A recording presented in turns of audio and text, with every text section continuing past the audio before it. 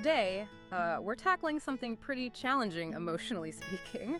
How do you actually forgive yourself? You know, that heavy feeling, guilt, maybe shame. We've all been there.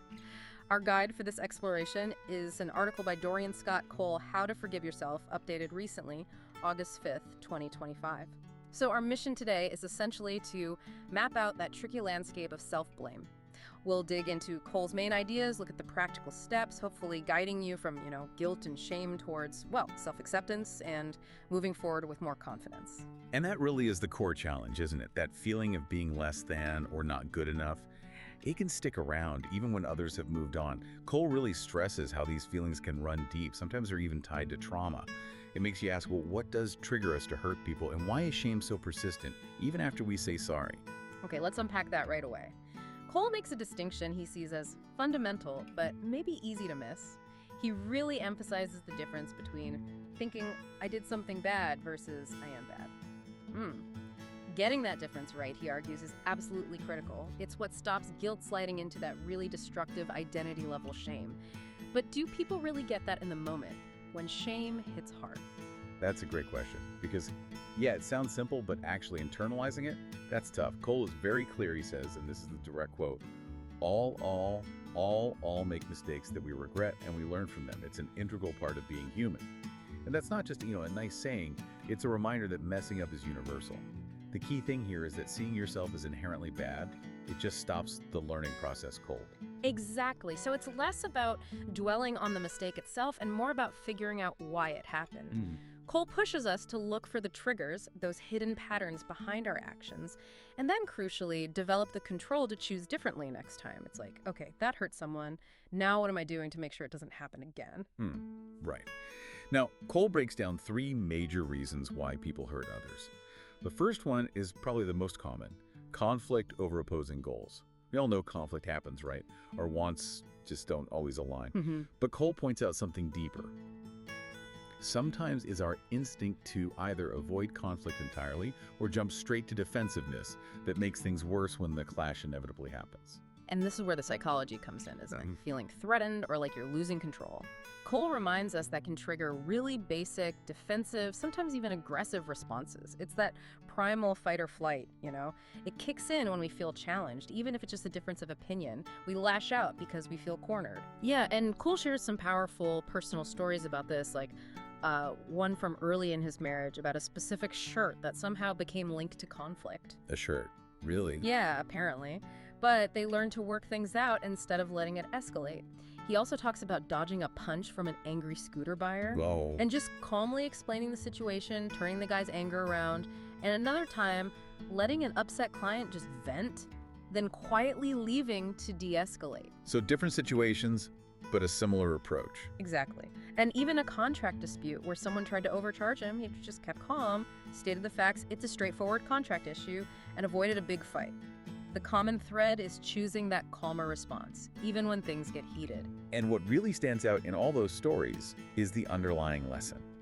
The best way through these situations is actually learning better communication, better conflict resolution skills. It's not about magically avoiding conflict, because you can't. It's about handling it constructively when it comes up. Cole mentions classes for this, available in communities online. And honestly, they can make a huge difference. Okay, so beyond those immediate clashes, Cole gets into the second big reason: learned aggression. Basically, the idea that we tend to copy behaviors we saw growing up, especially from parents. If they yelled and fought, we might see that as, normal. If they talked things through calmly. We're more likely to do that ourselves. Yeah, it makes sense. And that connects right back to that shirt story you mentioned. Cole said both he and his wife sort of had a rethink. They found better ways, which shows learned behavior isn't, set in stone. You can unlearn it. He realized the yelling wasn't always pure aggression. Sometimes it was just intensity of feeling or needing something. Understanding that style difference is huge. And the ripple effect here is really important, isn't it? Learning these skills isn't just good for you. It models healthier ways for kids, potentially breaking those negative cycles that can go on for generations. It's about leaving a better blueprint. Which raises a practical point. How do you manage that intensity, especially when you care a lot about the outcome? Cole notes that the more emotionally invested we are, the higher the chance of conflict. Makes sense. He suggests things like Maybe pick a less stressful time to talk, Mm-hmm. or use a scale, like 1 to 10, to show how important something actually is to you. Though we probably all know someone who acts like everything is an 11, right? Yeah. Yeah, that definitely makes real communication harder. So, with all this in mind, Cole brings it back to healing from the inside. How do we actually do that? He's very clear. It starts with taking real responsibility, owning your actions, and then, whenever you can, making amends to the people you hurt. He sees this as turning those past mistakes into actual learning opportunities. It's not just saying sorry, it's actively changing things going forward. Okay, so that brings us to Cole's third category, driving hurtful actions. Our own internal mental states. And he's careful to clarify, he doesn't mean clinical insanity here. He means more common but still extreme internal states that affect how we act. Yeah, and he gives some really relatable examples. Think about people going through a divorce. The emotions are often intense. Actions can feel out of control. Or trauma, especially from childhood. Like he mentions a child bitten by a dog. That fear can last a lifetime, maybe making them react fearfully or even violently to anything they perceive as aggressive later on. That makes sense. He even points to body chemistry imbalances in our hormones, maybe from stress, poor sleep, diet. Apparently there are over 50 hormones involved. These imbalances can lower our threshold, make us more likely to lash out unexpectedly. Wow, I hadn't really thought about the hormone connection in that way. And then there are those ingrained attitudes, often fueled by past emotions. Things like, all men are X, all women are Y, or biases about race, wealth. These create divides and stop us working together. So where does that leave us? What's the takeaway? Cole puts the responsibility squarely on us as individuals. We need to be aware of our own mental state, try to control our behavior, but he's realistic too. He admits most of us slip occasionally. It's not about being perfect, it's about that consistent effort, that self-awareness. Right. And when it comes to actually forgiving yourself, Cole boils it down to 2 main steps, actionable steps. First, restore wholeness to the injured person. Make it right. Make it right. Okay. And the emphasis here is on doing it because it's the right thing to do, not just to get forgiveness for yourself. It means actively trying to repair the harm, maybe offering help, a genuine apology without expecting anything back, or just validating their hurt. Real action. Cole holds a belief from his perspective that once you've truly made amends, you can forget it just as God forgets it and remembers it no more. That act releases the burden. Okay, so step 1 is making amends. What's step 2? Step 2 is ensure you don't hurt others again. This one, he says, is a major confidence booster.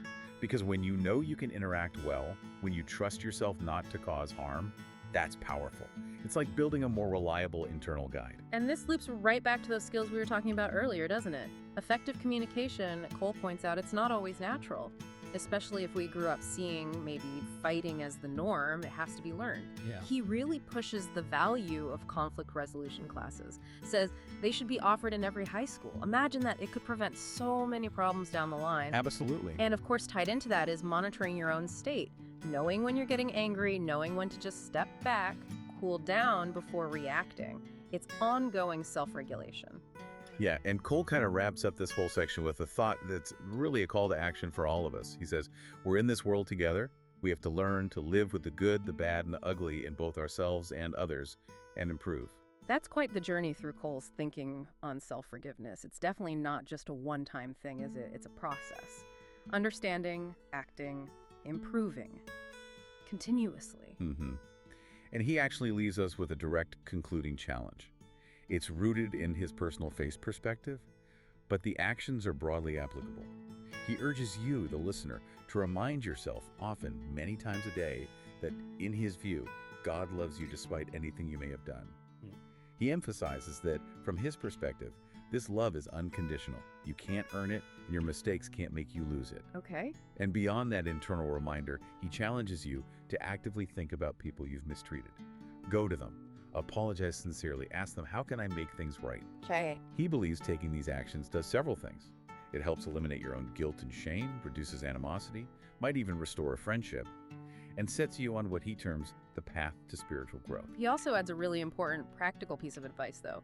If you find you just can't take those steps, if the guilt or shame feels too heavy, too paralyzing, he strongly suggests seeking help from a qualified therapist. He puts it bluntly, your future well-being depends on it. That's crucial advice. And he finishes the article with 2 really powerful thoughts that sort of encapsulate his whole message. First, Our answer is God.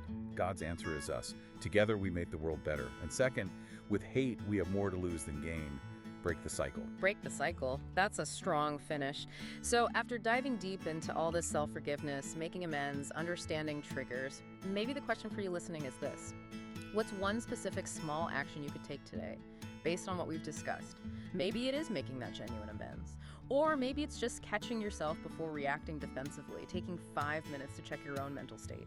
What's one step, however small, you could take to break a cycle?